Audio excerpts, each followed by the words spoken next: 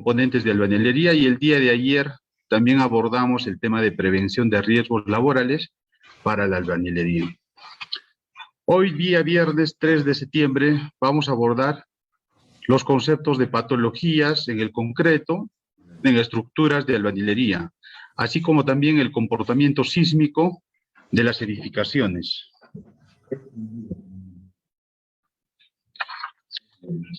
¿Ya?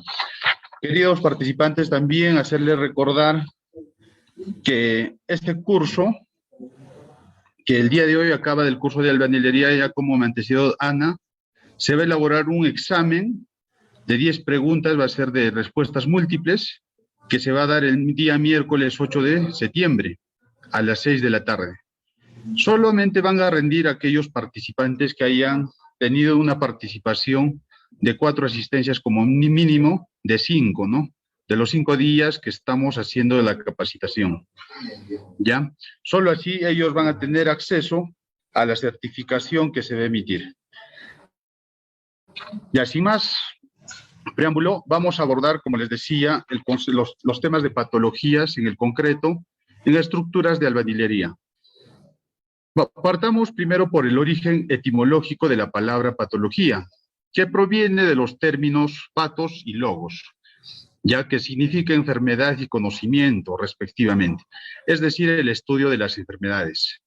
Llevado a nuestro sector, a nuestra industria de la construcción, podemos decir que las patologías en la construcción se refieren al estudio de las lesiones o fallas en una edificación después de su ejecución. Entonces, mucho en este tema vamos a hacer un símil o una analogía con lo que hace prácticamente el sector de la salud, ¿no? Los médicos. Bastante usan estos términos de patología, diagnóstico, lesiones. Entonces, lo mismo pasa con nosotros en el área de la construcción. Los ingenieros civiles especializados en esta rama, se usa bastante, como les digo, estos términos. Definición de la patología del concreto. Como sabemos, el concreto puede sufrir durante su vida útil defectos o daños que alteran su estructura interna y comportamiento. Algunos pueden ser congénitos por estar presentes desde su concepción y o construcción. Otros pueden haberlo atacado durante alguna etapa de su vida útil. Y otros pueden ser consecuencia de accidentes.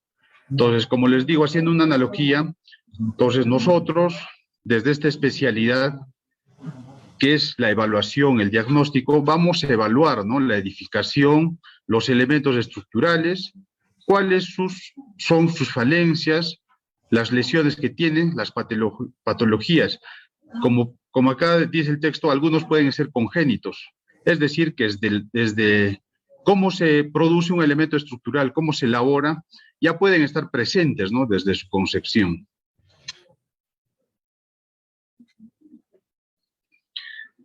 La definición de patología del concreto, los síntomas que indican que se está produciendo daño en la estructura, ¿cómo se manifiestan?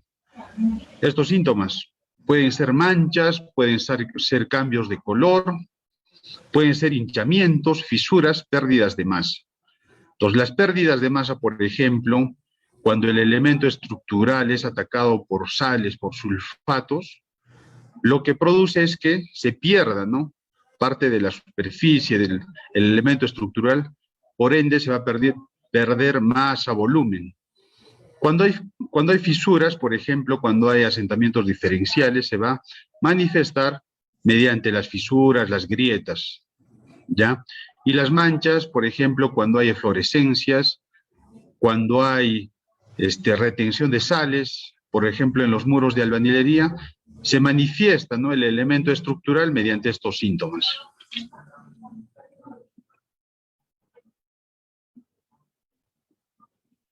El deterioro es la degradación de los atributos de un material, de un elemento constructivo y de un sistema constructivo. Las degradaciones, la pérdida de propiedades y características en el tiempo. Así, la durabilidad es un principio de diseño en la ingeniería y la construcción.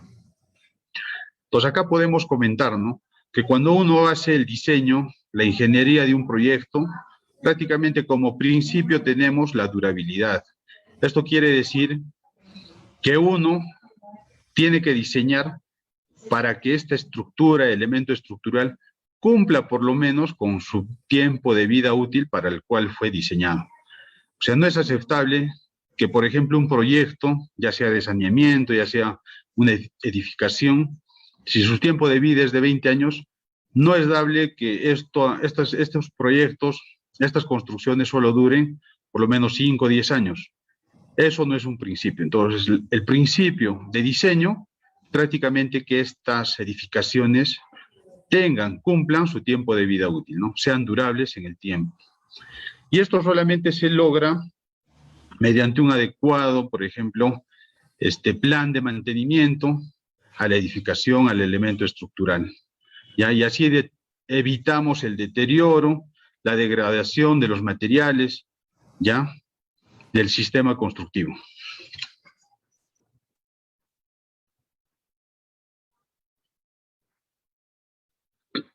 La definición de patología del concreto, como bien sabemos, el concreto está formado por el cemento, los agregados.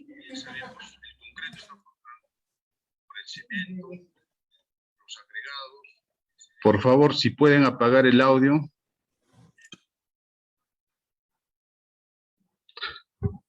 Ya. El concreto, como les decía, como sabemos, está formado por el cemento, los agregados, el agua y aditivos.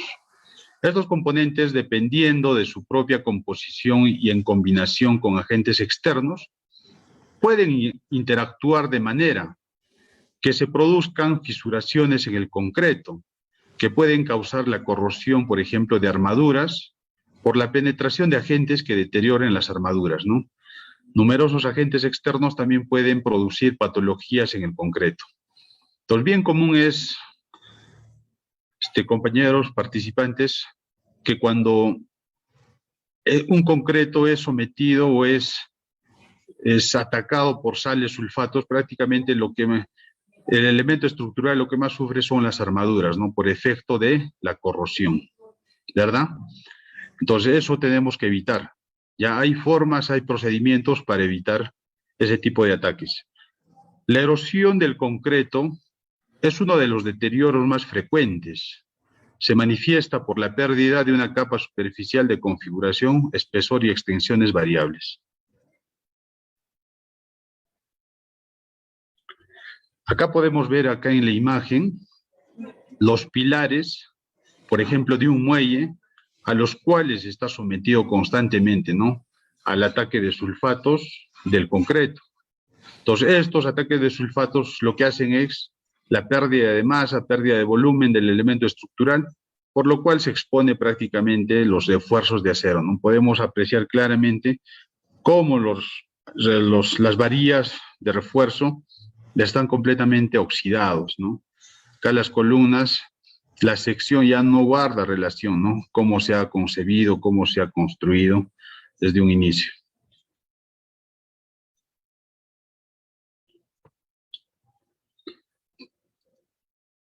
La durabilidad del concreto es la capacidad de mantener la utilidad de un producto, componente, ensamble o construcción durante un periodo de tiempo. Ningún material es durable o no durable por sí mismo, ¿ya? En su interacción con el medio ambiente que lo rodea durante su vida de servicio, la que determina su durabilidad. Entonces, acá claramente podemos apreciar y corroborar que ningún elemento estructural, ninguna edificación, ningún proyecto prácticamente va a ser durable o no durable por sí mismo. Lo que requiere es que se tenga, como ya les indicaba, un plan de mantenimiento, ¿no?, del elemento, de la edificación. Sin esto prácticamente no vamos a garantizar su tiempo de vida útil de la construcción. Entonces, ahí radica prácticamente que dure, ¿no?, para el tiempo que ha sido diseñado.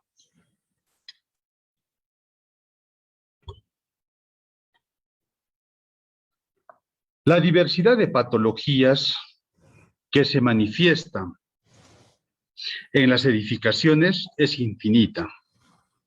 Además de ser un tema muy complejo, difícilmente se logra determinar con precisión las causas o motivos de muchas de las manifestaciones que presentan las estructuras, ¿no? En muchos casos, ni siquiera la experiencia de un experto es suficiente para dar una respuesta totalmente certera, ¿no? Es así que también otra vez puedo hacer un símil, una analogía con el sector salud, que cuando un médico hace un diagnóstico para determinar un tipo de lesión, un tipo de cáncer, prácticamente es muy difícil, ¿no? Muchas veces los médicos no pueden diagnosticar un tipo de cáncer. Lo mismo pasa con el tema de las patologías en las estructuras.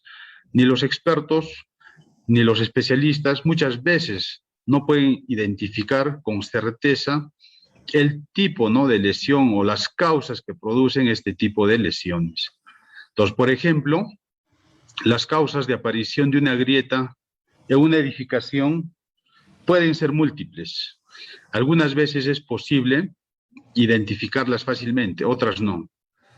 Entonces, como sabemos que un síntoma, una aparición de una grieta, puede deberse a muchas causas, ¿no? Como por ejemplo, si aparece una grieta en un muro, podría deberse a un asentamiento diferencial, o podría deberse, no sé, a un microsismos, ¿ya? Entonces, las causas pueden ser diversas.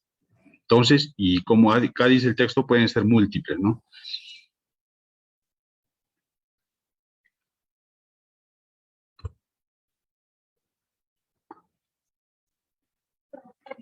En cuanto a la clasificación de las patologías, una manera sencilla de clasificarlas es que se presentan en las edificaciones, es subdividiéndolas según la causa de origen, ¿ya? Estas causas, queridos participantes, pueden ser lesiones físicas, pueden ser lesiones mecánicas, pueden ser lesiones químicas, ¿no? ¿Ya? Entonces, cada una de ellas vamos a empezar a desarrollarlas para entender mejor de qué trata cada una de ellas.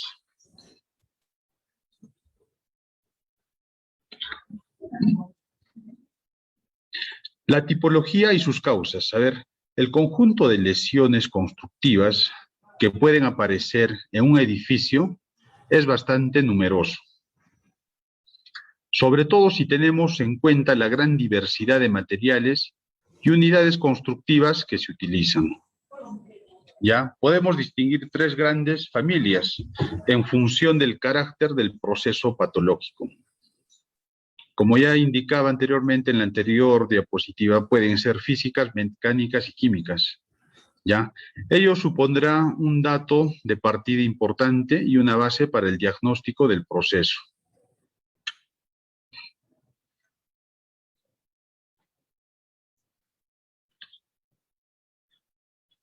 Las lesiones físicas, ¿a qué se refieren? Ya cuando agrupamos en esta familia todas aquellas lesiones de carácter físico, es decir, aquellas en las que la problemática patológica está basada en hechos físicos, tales como partículas heladas, condensaciones, etc.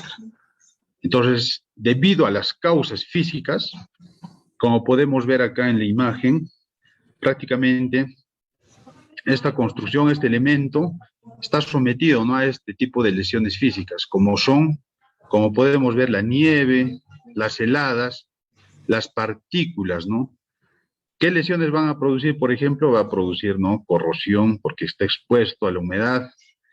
Ya los encofrados, por ejemplo, allá vemos, ¿no?, que prácticamente acá, como podemos ver, ya estaría este elemento estructural ya dispuesto para hacer el colocado del concreto.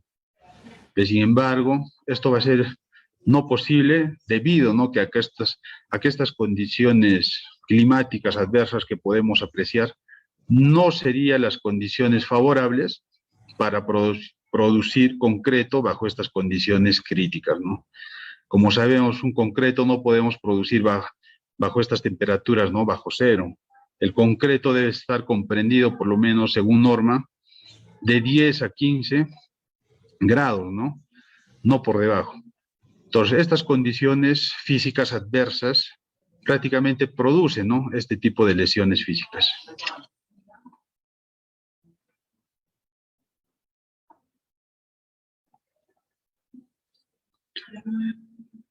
El otro tipo de lesiones,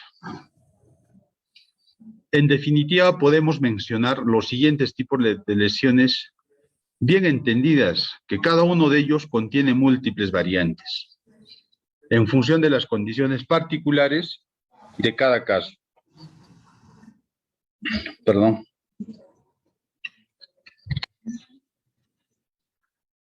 Relativas al material o a la unidad o al proceso constructivo o al uso. Entonces, podemos ejemplificar este tipo de lesiones, por ejemplo, relativas al material. ¿Ya? Si yo quiero producir un concreto, pongamos el caso de una calidad de concreto de 2,10 kilogramos centímetro cuadrado, y entre los materiales encuentro, ¿no?, que el agregado grueso no cumple las especificaciones técnicas, por ejemplo, que tenga mayor porcentaje de finos, mayor al 5%, ya prácticamente estas condiciones ya estarían disponiendo una mala calidad del concreto. Es así que también se producen este tipo de lesiones mecánicas, ¿no? O también podemos decir en los procesos constructivos, cuando se hace un vaciado de un elemento estructural, pongamos el caso de una placa, una columna, y no se hace un adecuado vibrado del concreto, lo que va a producir es cangrejeras, ¿no?, en la base. Entonces, podemos mencionar así ejemplos en las cuales se produce este tipo de lesiones mecánicas, ¿no? Otro ejemplo que podemos también mencionar en este punto es de acuerdo al uso, cambios de uso, ¿ya? Muchas veces cuando nosotros elaboramos un expediente, un diseño, nosotros elaboramos mediante la norma sísmica, la E030, y la fuerza cortante, el Z, hay un parámetro de uso, en el cual es muy distinto al tipo de estructura o edificación que vamos a vaciar. Esos valores, como les indico, cambian. Es muy distinto diseñar una edificación multifamiliar o a diseñar un estadio, ¿no? Esos valores cambian. Pero muchas veces, ¿qué es lo que pasa? Si hemos construido, por ejemplo, una edificación, pero en el transcurso de su uso se decide que ya no va a funcionar como, no sé, como un departamento, sino como oficinas. Entonces, ese cambio de uso hace también este tipo de lesiones, ya que se incrementaría, ¿no?, las cargas que van a estar sometidas a esta estructura, ¿no?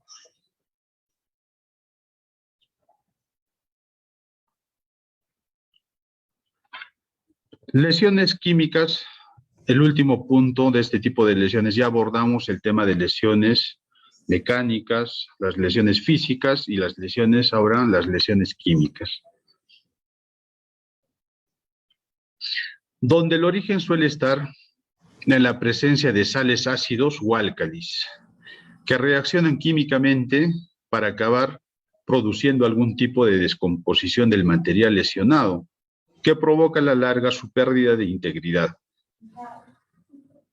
atacando por tanto a su durabilidad, ¿no?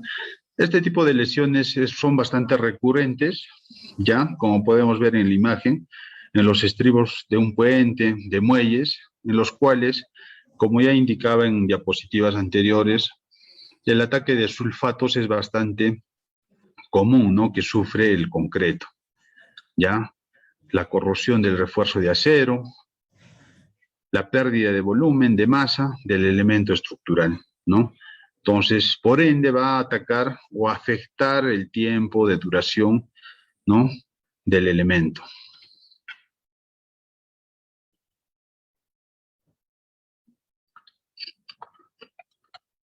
Ahora vamos a pasar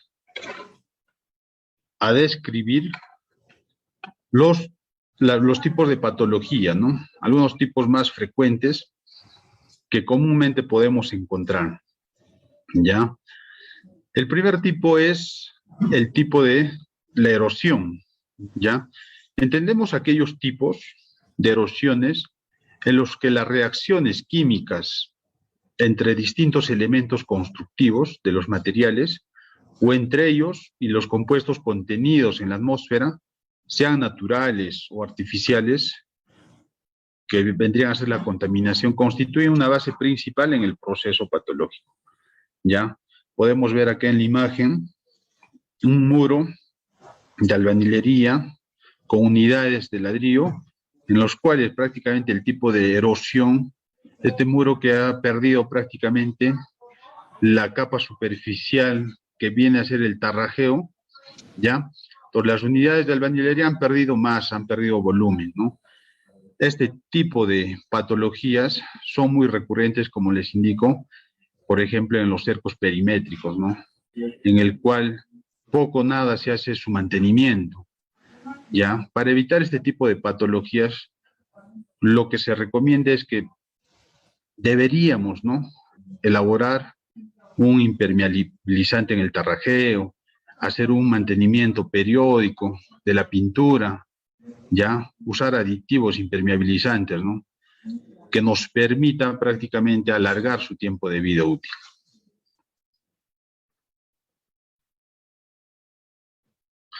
Otro tipo de patología es la humedad.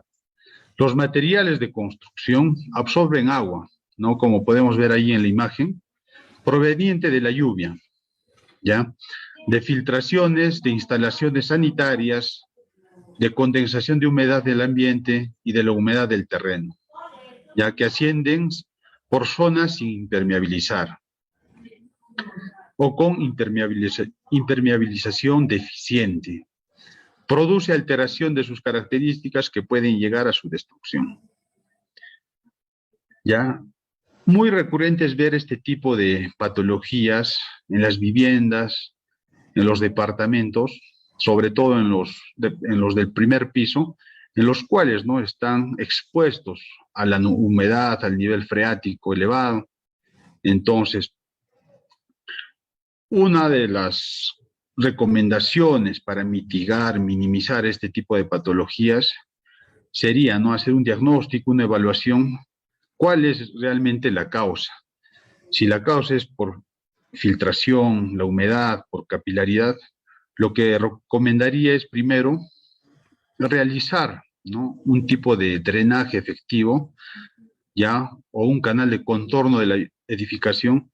Muchas veces cuando ejecutamos, por ejemplo, en las zonas rurales, viviendas, muchas veces en las paredes encontramos, ¿no?, este tipo de patologías, la humedad.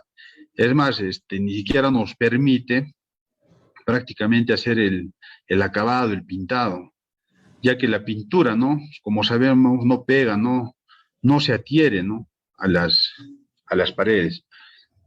Entonces, necesitamos, como les digo, hacer por lo menos un tipo de dren, ¿no?, un sistema de drenaje efectivo que permite evacuar esas aguas. Entonces, nosotros cuando practicamos, les comento, este tipo de soluciones a este tipo de patologías, sí hemos tenido resultados favorables. Se hizo un canal una cuneta de coronación, y también hicimos lo que es como les comento, el tema de drenaje. Un dren francés con geotextil, piedra como filtro. Entonces hemos tenido resultados que sí han mitigado este tipo de patología, que es la humedad.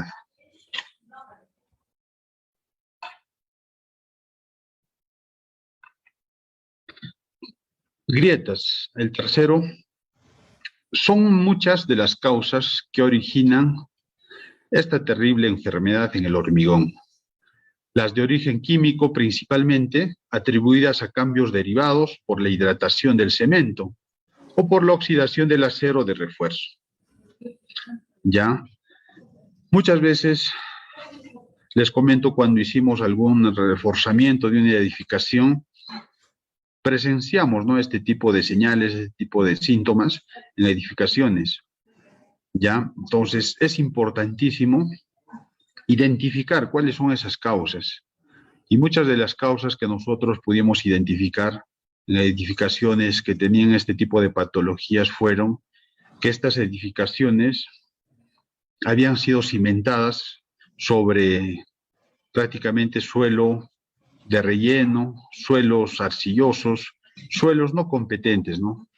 Entonces, es de mucho cuidado que cuando uno edifica, como sabemos, debemos garantizar el suelo de fundación, que sea un suelo competente, llegar a una roca dura, para evitar este tipo de patologías, como son las grietas, ¿no? Asentamientos diferenciales que producen este tipo de lesiones.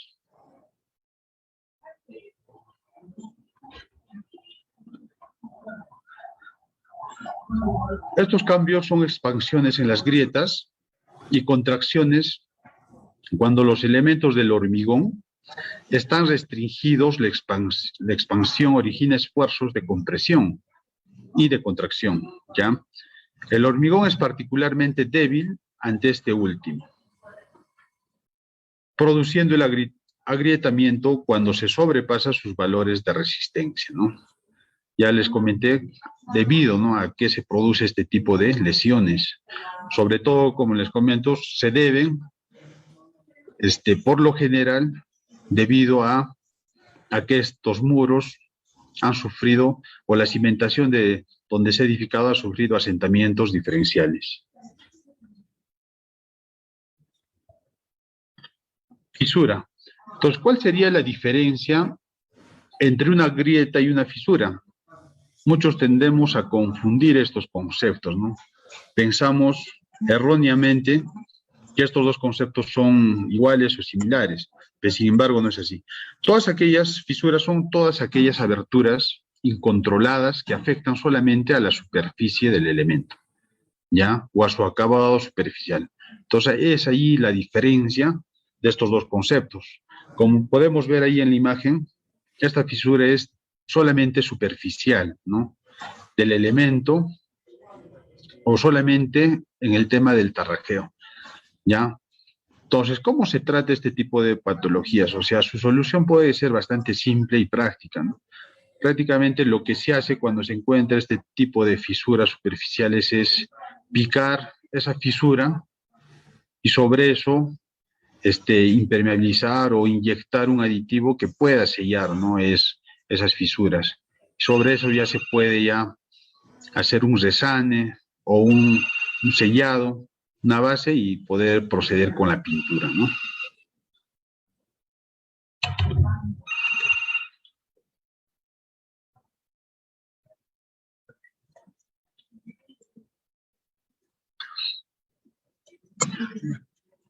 Otra patología bastante recurrente es la eflorescencia. ¿Y qué es la eflorescencia?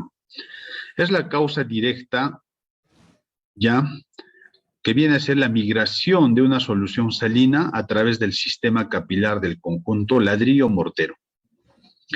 Y la acumulación de estas sales solubles en la superficie expuesta, donde se produce una evaporación relativamente baja, ¿no?, rápida, ¿no? Entonces, muy frecuente es encontrar viviendas que tienen este tipo de patologías, ¿no? Como podemos ver ahí en la imagen, un muro de ladrillo está completamente blanqueado, ¿no? Tanto el mortero como la unidad de albañilería, ¿ya? Entonces, la solución para este tipo también, como les indicaba, es evaluar las causas, ¿no?, la capilaridad. Entonces, un adecuado drenaje es prácticamente una de las soluciones más efectivas sobre este tipo de patologías.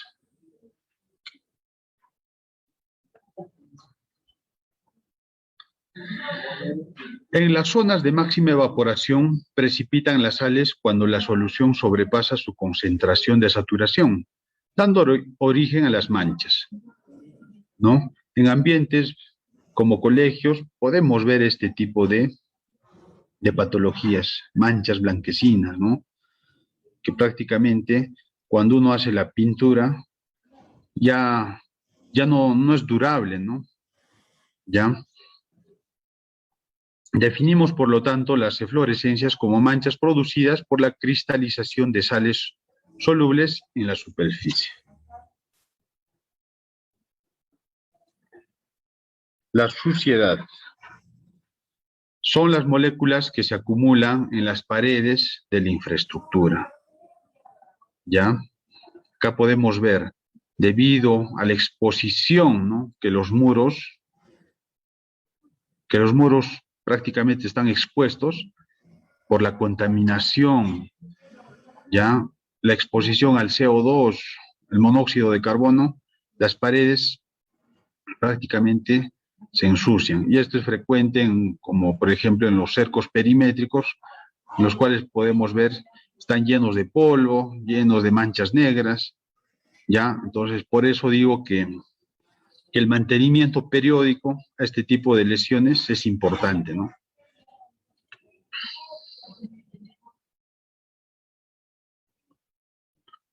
Distorsión. La distorsión es el cambio de alineamiento no deseado en una estructura, ¿ya?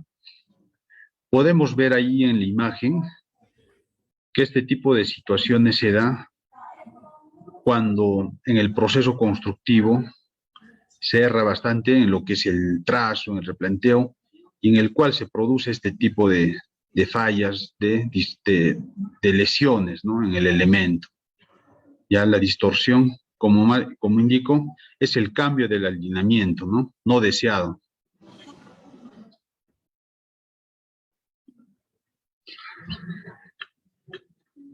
Ahora vamos a abordar lo que es el comportamiento sísmico en las edificaciones. Ya primero partamos entendiendo que la ocurrencia de terremotos en nuestro país ha generado daños importantes en algunas edificaciones de albañilería, especialmente en aquellas construidas sin asistencia técnica. Cuando el suelo es de baja calidad, los daños han sido mayores. ¿Ya? Así comentarles, ¿no? Así como el COVID ha develado las deficiencias tanto en el sector salud, ya que prácticamente ha colapsado todo el sistema de salud, igual, los sismos, los terremotos evidencian la falta de una asistencia técnica, la falta de la aplicación de las normas, de la normativa. Es así, cuando los edificios, las construcciones son sometidas a sismos, estas no tienen un buen comportamiento, ¿no? Y sobre todo aquellas, como dice, construidas sin una asistencia técnica, o cuando se ha hecho en un suelo de fundación que ha sido de baja calidad. Entonces los daños se reportan y han sido mayores esos daños, que prácticamente esas edificaciones que han sido en autoconstrucción han sufrido los mayores daños.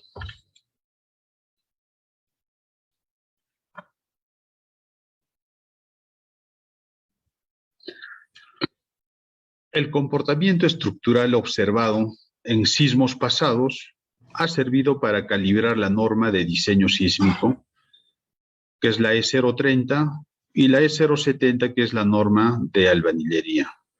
Sin embargo, la adecuación de las construcciones a las exigencias de las normas vigentes es aún incipiente, ¿ya? Lo que da lugar a edificaciones que representan un inadecuado comportamiento sísmico.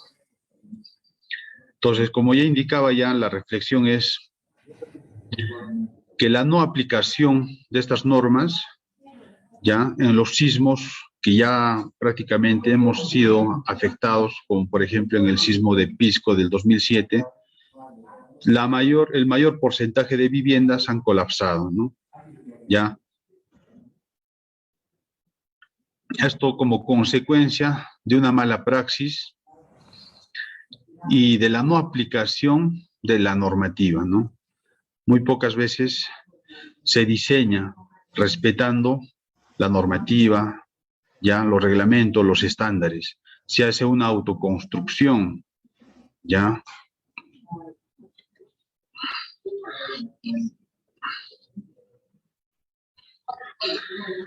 El objetivo es presentar el desempeño que tuvieron las construcciones de albañilería ante los eventos sísmicos ocurridos tanto en el Perú como en el extranjero. Entonces nosotros vamos a ilustrar con ejemplos cuáles han sido los daños y cuáles han sido su desempeño ante solicitaciones sísmicas, ¿no?, que tuvieron las construcciones de albañilería, ya, tanto en el Perú como en el extranjero.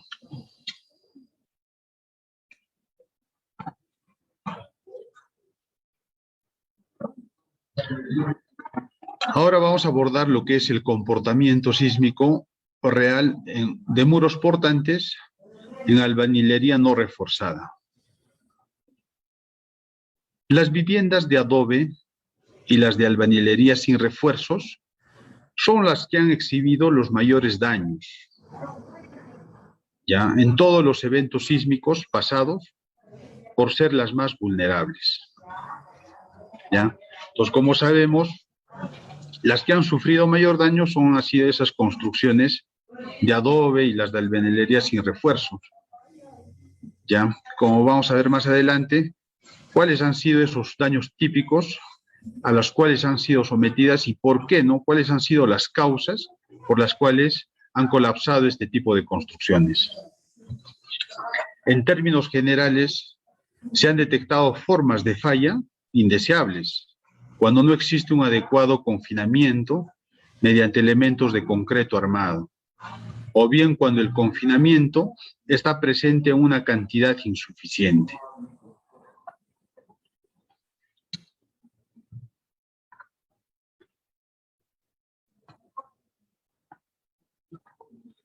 Acá podemos ver en la imagen una construcción de albañilería no reforzada construida en Lima en el año 1950, cimentada en grava y con alta densidad de muro.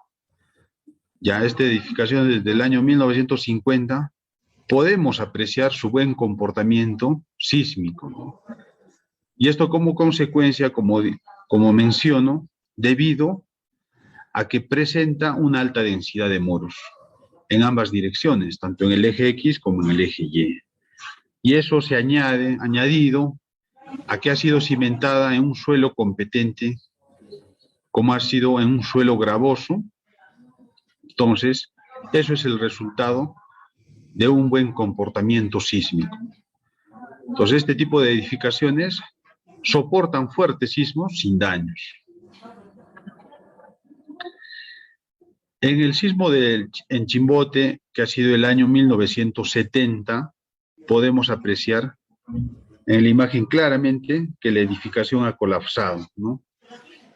Vemos ahí los muros de albañilería con corte diagonal, ventanas destruidas, columnas, podemos ver columnas con efecto de columnas cortas, también colapsadas, en puntos de mayor esfuerzo, en los cuales, ¿no?, una de las causas por las cuales esta edificación colapsó es de los suelos de baja calidad.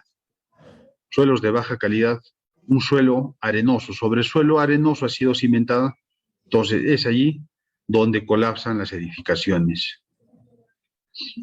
De nada sirve tener una edificación con un concreto de alta calidad, bien elaborado, respetando las especificaciones técnicas, respetando y cumpliendo los procesos de construcción a cabalidad, si es que nuestro suelo de fundación no es competente.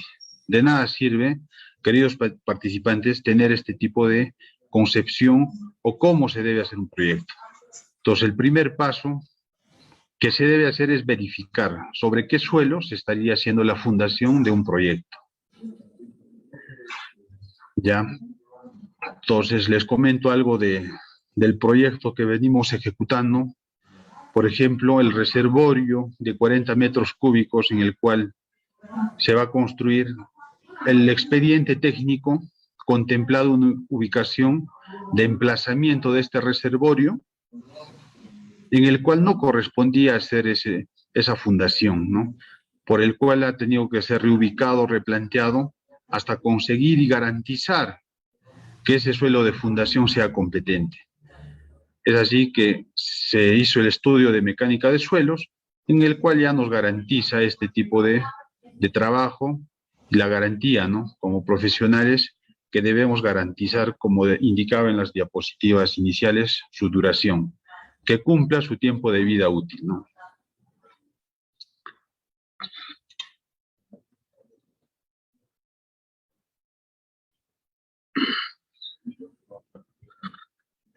Otra de las fallas típicas observadas en orden de aparición. Podemos ver ahí en la imagen el deslizamiento de la losa aligerada, ¿no?, de la edificación, ¿ya? Esto ocurre principalmente cuando se hace no un buen refuerzo vertical de los refuerzos, cuando se hace ampliaciones de edificaciones, ¿ya? Y sobre todo, cuando no se hace un buen seguimiento o no se respeta el proceso constructivo. Ya, en la segunda parte podemos ver ese desgarro que produce el muro de albañilería del pórtico. Podemos ver a esa falla la fuerza cortante del sismo, en el cual, ¿no?, desplaza a ese muro de albañilería. Las fisuras se notan claramente en la imagen. Y el tercer punto que podemos ver de estas fallas típicas es el volcamiento, en el cual podemos apreciar todo un muro, ¿no?, todo un bloque que se ha desprendido del pórtico.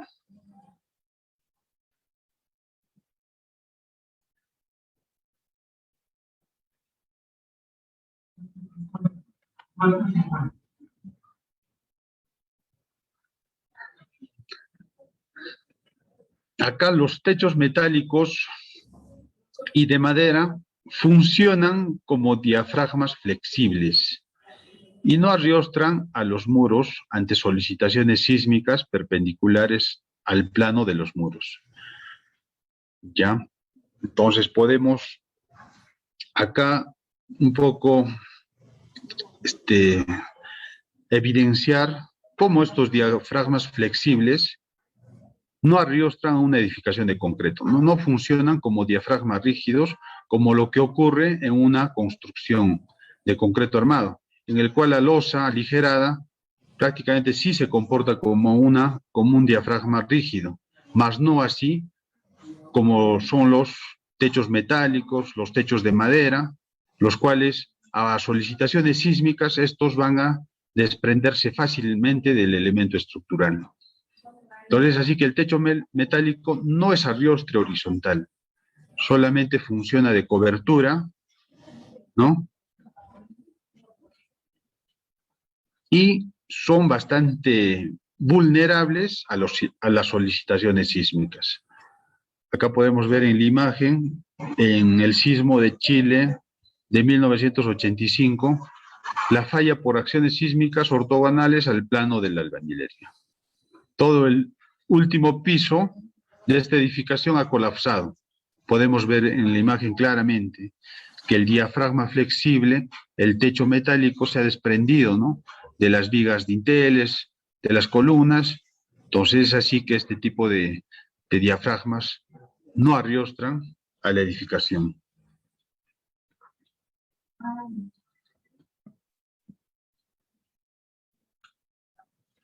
Agrietamiento diagonal. Esta falla se produce cuando la fuerza cortante actuante excede la resistencia al corte del muro, ¿no? Entonces, cuando una edificación, en este caso el elemento estructural, el muro, la fuerza del sismo, la fuerza cortante sobrepasa a la resistencia al corte del muro, produce este tipo de colapso.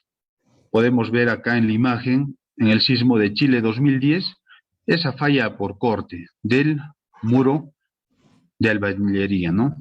Una falla diagonal podemos apreciar claramente.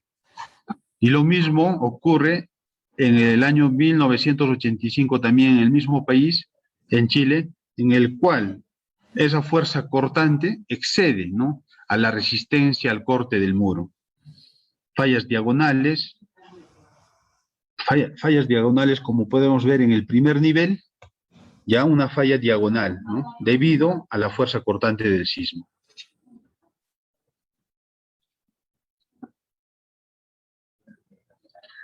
Dinteles discontinuos. Al secar el concreto de la viga dintel, muchas veces se separa de la albañilería. Luego actúa como una barra simplemente apoyada sobre un material blando. Podemos ver claramente en la imagen ese dintel de concreto. Todavía no es un dintel de un peralte de 20 o 30, es un dintel peraltado.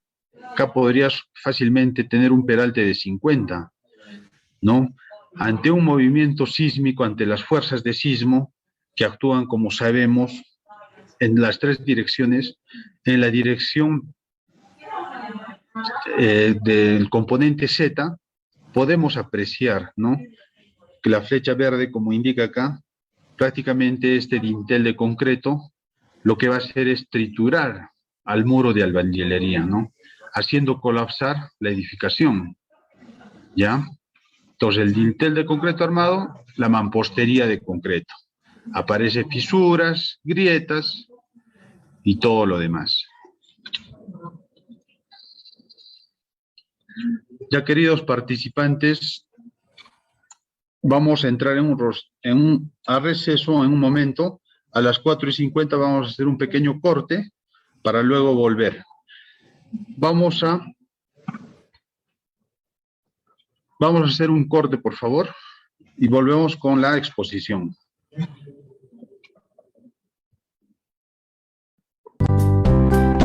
Trabajamos para garantizar un trabajo formal y digno para la población. Promovemos, fiscalizamos y supervisamos el cumplimiento de la normatividad sociolaboral y de la seguridad y salud en el trabajo. Te practicamos tus beneficios sociales mediante las liquidaciones. Buscamos garantizar los derechos fundamentales y sociolaborales en busca de un trabajo digno para el trabajador. Te orientamos cómo formar un sindicato en la rama que tú elijas. Para capacitarte en los temas que necesites. Trabajamos para defender tus derechos laborales y para generar empleo decente. Feliz 43 aniversario, Gerencia Regional de Trabajo y Promoción del Empleo del Cusco.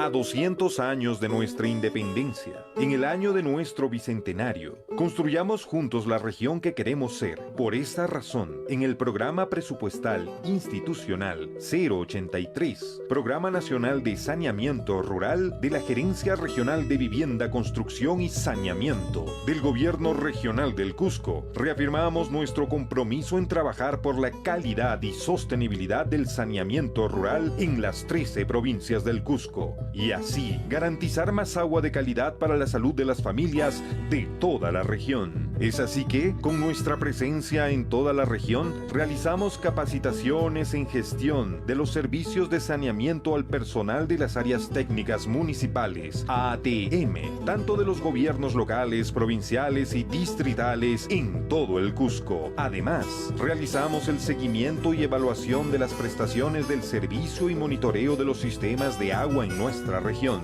Así también, llevamos a cabo las capacitaciones a miembros de las juntas administradoras de agua y saneamiento, JAS, y hogares rurales en educación sanitaria y ambiental. También invertimos en diferentes provincias y distritos de nuestra región en el mantenimiento de diversos sistemas de agua de saneamiento en la zona rural. En este marco, es importante resaltar también el trabajo de articulación y cooperación institucional e intersectorial que realizamos a través de las mesas técnicas de saneamiento provinciales y distritales que promovemos en en el ámbito regional, con todos los actores involucrados que trabajan juntos para contribuir en la reducción de los índices de anemia y desnutrición infantil crónica. En el tiempo del Bicentenario, esta es nuestra noble y esencial misión: garantizar servicios de saneamiento de calidad integrales y sostenibles que puedan hacer posible la reducción de los índices de enfermedades hídricas y así asegurar agua de calidad para la salud de las familias de toda la región. Seguiremos trabajando con responsabilidad, determinación y optimismo en un futuro mejor, porque esta es nuestra tierra, porque somos cusqueños que trabajamos para todos los cusqueños. Causachum, Perú.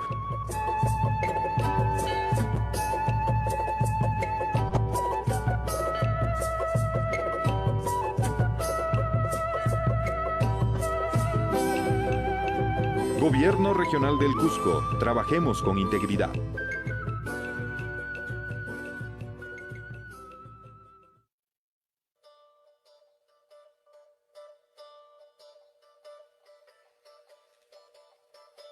A 200 años de la independencia del Perú, en nuestro bicentenario nos enfrentamos a un gran desafío: garantizar agua de calidad para las familias de toda la región. Hemos avanzado a pasos agigantados, pero aún nos falta un camino por recorrer. Desde la Gerencia Regional de Vivienda, Construcción y Saneamiento del Gobierno Regional del Cusco, reafirmamos la integridad y compromiso en nuestro trabajo.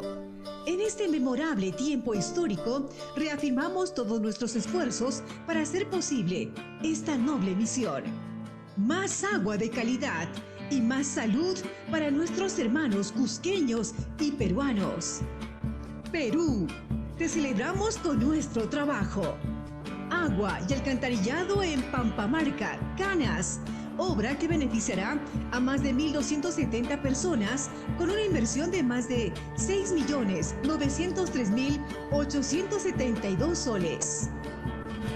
Saneamiento básico de Sutoc, Checacupe en Canchis, obra que beneficiará a más de 364 personas con una inversión de más de 2.911.617 soles. Agua potable y alcantarillado en San Jerónimo, Cusco, obra que beneficiará a más de 3.699 personas con una inversión de más de 4.632.182 soles. Agua potable y disposición sanitaria de excretas en Licho, San Salvador, Calca, obra que beneficiará a más de 364 personas con una inversión de más de 2.911.617 soles. Agua potable y disposición sanitaria de excretas en Ocubiri, Checacupe, Canchis, obra que beneficiará a más de 240 personas con una inversión de más de 2.740.584 soles. Saneamiento básico en Cansabamba, Canas, Cusco, obra que beneficiará a más de 1.118 personas con una inversión de más de 9.500.054 soles. Agua potable y evacuación de excretas en Anansaya, Checa, en Canas, obra que beneficiará a más de 1.460 personas con una inversión de más de 8.337.049 soles. Así también, promovimos la transferencia de más de 20 millones de soles para la ejecución de proyectos de saneamiento a los gobiernos locales. Además, trabajamos en hacer posible el acceso, sobre todo a población de zona rural, a servicios de saneamiento de calidad, integrales y sostenibles. En esta línea, a través de nuestra presencia en toda la región, llevamos a cabo el fortalecimiento de capacidades a los gobiernos locales, las organizaciones comunales y operadores privados, para garantizar una eficiente gestión, operación y mantenimiento de los servicios de saneamiento. De esta manera, la Gerencia Regional de Vivienda, Construcción y Saneamiento, en el marco del Plan Nacional de Saneamiento, se encamina por la senda del Bicentenario. Un tiempo no solo para conmemorar el pasado, sino para orientar nuestro camino hacia el futuro. Un futuro con agua de calidad para todos los cusqueños. Son más de 50 millones de inversión en saneamiento y 80.000 cusqueños más que consumirán agua clorada en las 13 provincias de nuestra región. Perú, te celebramos con nuestro trabajo. ¡Viva el Perú! Gobierno Regional del Cusco. Trabajemos con integridad.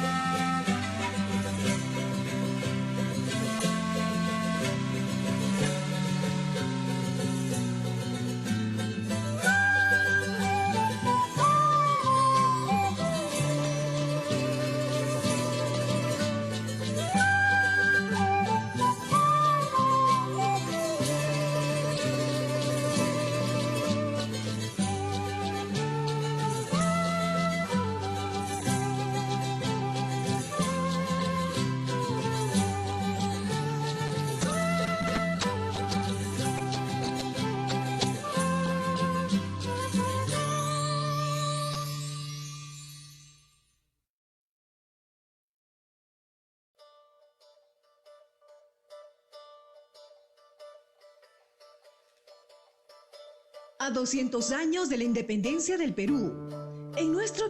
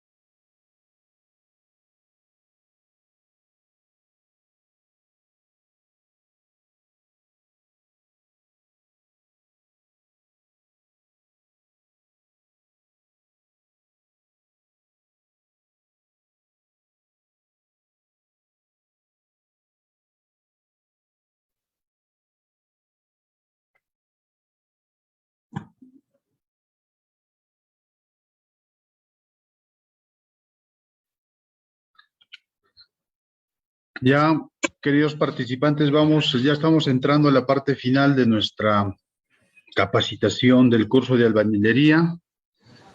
Ya, solo para también recordarles e invitarlos al curso número 3, que se llevará a cabo del 6 de septiembre al 10, el curso de topografía. Un curso bastante importante en el sector de la construcción, y sobre todo en obras de saneamiento, ¿no?, en el cual nosotros estamos inmersos. Vamos a continuar con la exposición y vamos a abordar los últimos ítems que tenemos programado. Ya estábamos en los dinteles discontinuos y les indicaba, ¿no?, que estos dinteles, al momento de secar el concreto, de la viga dintel muchas veces se separa de la albañilería. Luego actúa como una barra simplemente apoyada sobre un material blando. En este caso, el material blando vendría a ser el muro de albañilería, en el cual podemos apreciar claramente los dinteles peraltados discontinuos. Esto es una falla registrada en el sismo de Chimbote de 1970, ¿no? En el cual la componente del sismo, la componente Z, hace que se tritura el muro de albañilería, ya debido a que no tiene esa continuidad. Ya no es como una viga collar que prácticamente se comportaría de manera monolítica, ¿no? Otro tipo de falla que podemos apreciar en los sismos es el punzonamiento de la albañilería. Y esto se da cuando el descanso, por ejemplo, de una escalera se apoya sobre un muro de albañilería no reforzada. Durante los sismos se generan empujes en la escalera contra el muro, que termina punzonando a la albañilería. Acá podemos ver claramente en la imagen, en el muro, que este descanso no se apoya sobre una viga intermedia, sino se apoya, podemos ver acá en el muro de albañilería, en el cual por acción del sismo, esta prácticamente estaría triturando este muro de albañilería, ¿no? Podemos ver ahí en la imagen también cómo esa escalera hace despojar este muro, lo parte generando una falla diagonal. Esa falla por punzonamiento debido al empuje del descanso de la escalera. ¿Ya? Acá se puede apreciar, ¿no? Claramente participantes ven, acá estoy señalando con el puntero, no sé si se aprecia, que este descanso apoya sobre este muro.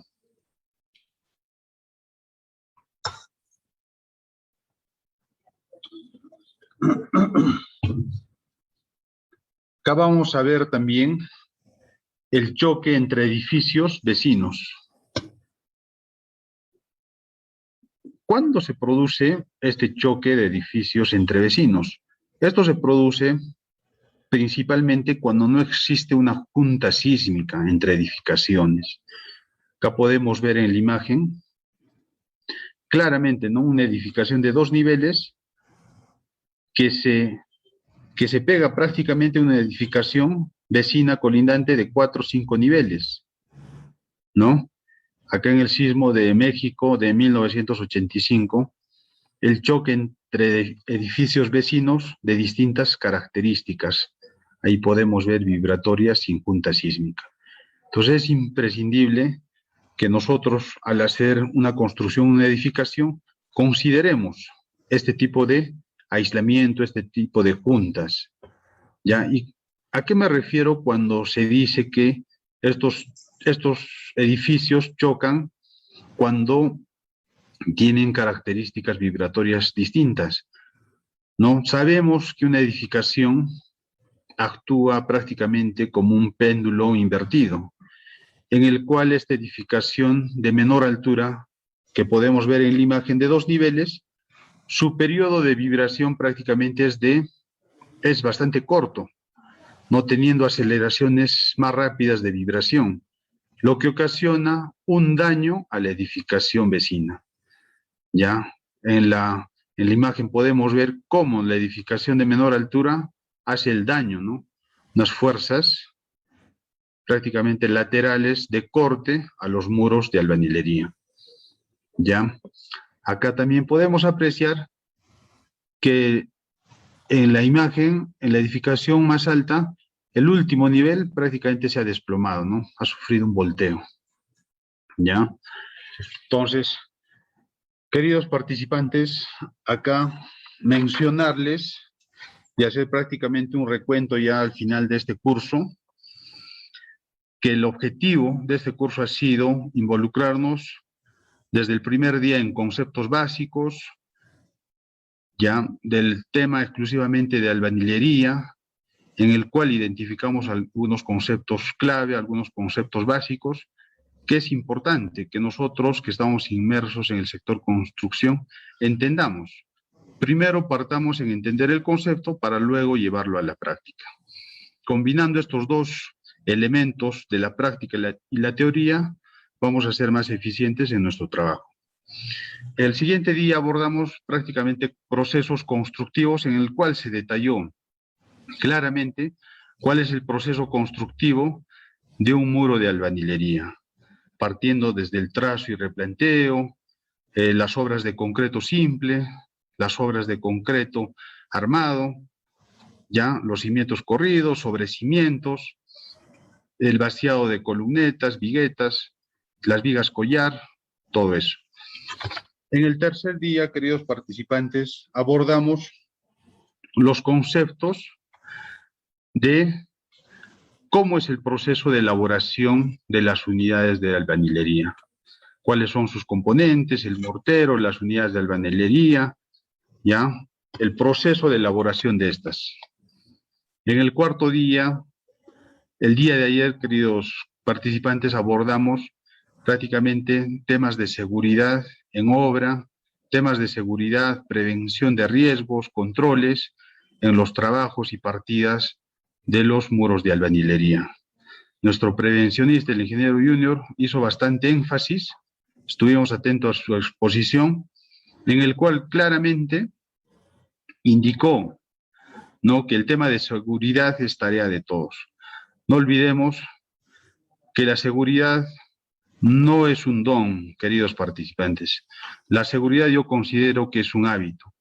Mientras nosotros tengamos en mente de hacer tareas seguras, vamos a tener garantizado y con la continuidad de que nuestros trabajadores, nuestros colaboradores salgan ilesos del proyecto.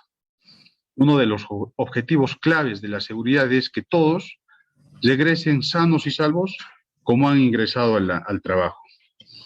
Entonces, y en este último día, queridos participantes, abordamos los temas de patologías en muros de albañilería, patologías en el concreto, patologías en el refuerzo de acero.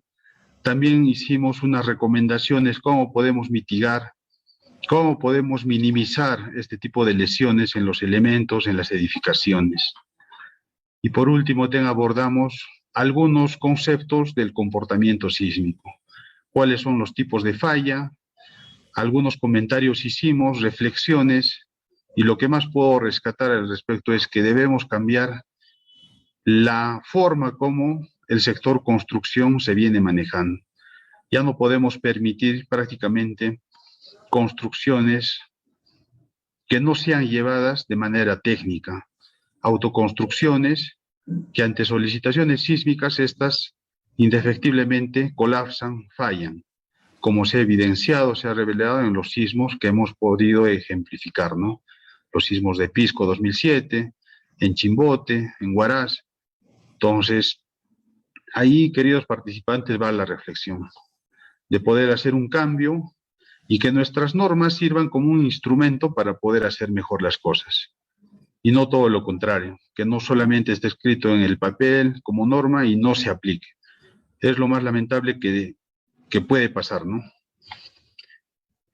Queridos participantes, estamos llegando al final de este curso, esperando que haya sido de provecho de todos y una vez invitarlos al curso de topografía que se llevará una vez más del 6 al 10 de septiembre, el curso del módulo 3.